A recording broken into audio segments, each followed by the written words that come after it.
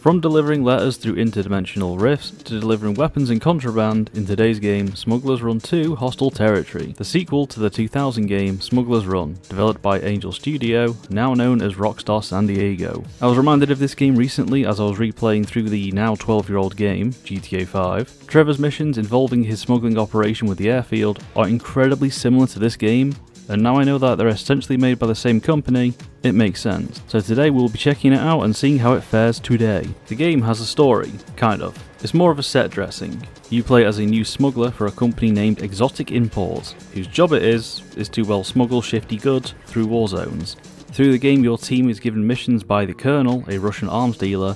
Most of this info is given through these goofy live action cutscenes. You ruined everything! Not just for yourselves, but for all of us! Pathetic Americans. What seems to be the problem? The Colonel has let it be known that he must depart for Vietnam by dawn. I don't think so. We're not going anywhere until I know what's going on. I've no time to explain. The Colonel has made his decision. You must go now! Better start talking, Shody, while you still can. These will pop up a few times throughout the game to give players a little bit more context to the current state of affairs, normally to indicate a new map setting. As I said, the story is definitely more of a set dressing. It's nothing you'll be getting invested in, and the missions themselves don't really get affected by the story. The first game was embracing a more arcadey feel to its visuals, whereas Smugglers Run 2 takes a more gritty, serious and milsim tone to its visuals. So the UI and menus are all super high tech looking, with loading screens that do the thing where it gets less blurry as it gets more loaded, like you're decrypting some secret files. The game itself is visually alright, it's very early PS2 so graphically it's very simple, but still looks fine and gets what it wants to across. The game includes 3 large maps. We have Russia, Vietnam and Snow Russia. The maps are quite large with a nice big draw distance, so you can spot distant objects and the current war efforts of jets flying overhead and explosions happening around you. What surprised me is the inclusions of towns, civilian vehicles and animals.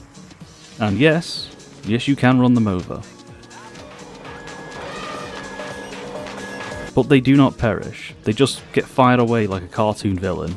Some maps also have very slight destruction, like fences or walls that can be bashed through. The vehicles, while simple, do have some nice details to them, like parts getting loose the more they take damage, and eventually falling off. The music is also surprisingly good, for a time. Initially the bouncy ravey music is quite cool, but once you get quite a ways into the game, it can get quite samey and dull, almost annoying.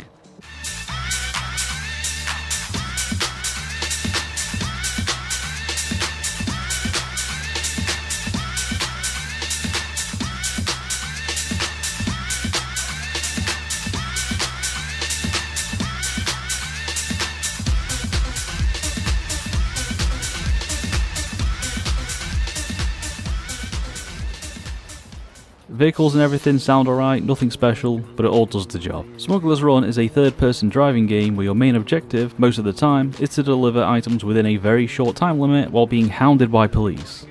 You have a nice selection of vehicles from little buggies, jeeps, ATVs and trucks, some more useful than others. I have no idea why I'd use the ATV, considering the amount of a beating you take, you'll be spending more time on the floor than on the vehicle itself. They also throw this very fast sports car at you. It's very quick, but not designed for this game. Probably the least fun I've ever had driving in a game ever with this thing. Each vehicle will eventually unlock a countermeasure to help defend against the raging threat of the Rozzers. Some will get bombs to drop behind them. Useful, but it does affect you badly if it gets too close, which it normally will be. You get an oil slick, which I found a lot of use out of, a speed boost, which is pretty self-explanatory, and a smoke screen. I have no idea what this does or what the point in it is. You just hit a button and go poof, and that's about it. You unlock vehicles and their countermeasures through the main mission. Each mission will task you with collecting then delivering an item or items, playing a form of team battle for the same objective, or destroying a target. All of these within a very strict time limit. The missions start off pretty easy, with you just being chased by a couple of cars, and you mainly just have the time limit to contend with. And then comes the later missions, where the difficulty curve skyrockets. You are not being chased in this game, you are being bullied.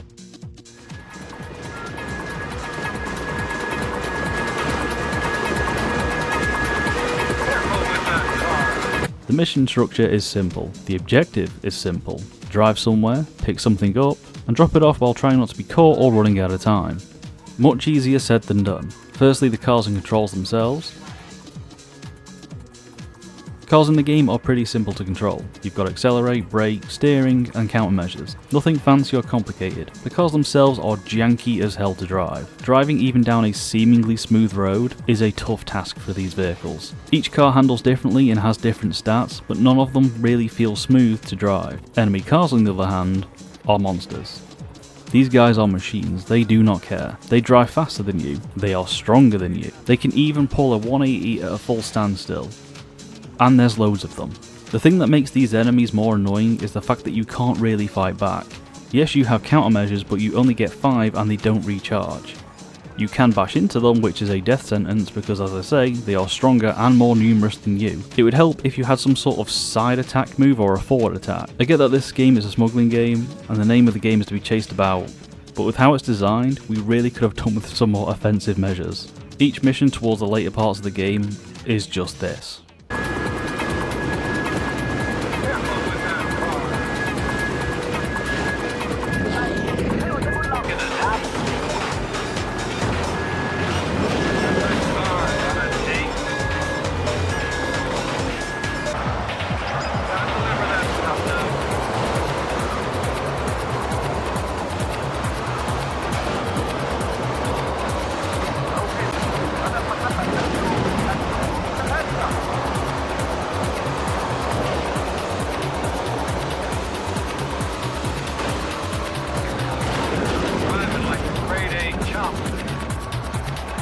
The game got super frustrating at this point. I enjoyed the earlier parts, dodging the odd police car and trying to get a handle on the janky vehicles and steer my way to victory.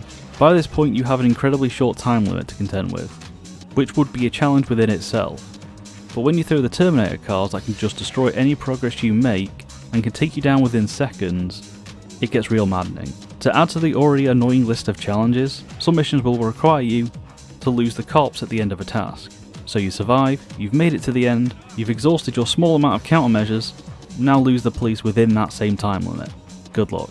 If you have no countermeasures or some town to drive through, it's near impossible to lose a chase. Most enemy cars will give up at a point, but there's always one persistent little shit that will not leave. You also have a mission where you have to go to a helicopter to grab its loot. But again, the time limit is bloody tiny and it will just up and leave, even if you're nearly there. It's so annoying. I'm almost here. I am here. Just wait a second. I've played a lot of older games from my youth recently, but this one had me raging. The game offers some different modes outside of the campaign. A lot of them you can play locally with friends. There is also a free roam mode, so if you just want to drive around and explore the 3 maps without being pestered by 3,000 police, you can do it.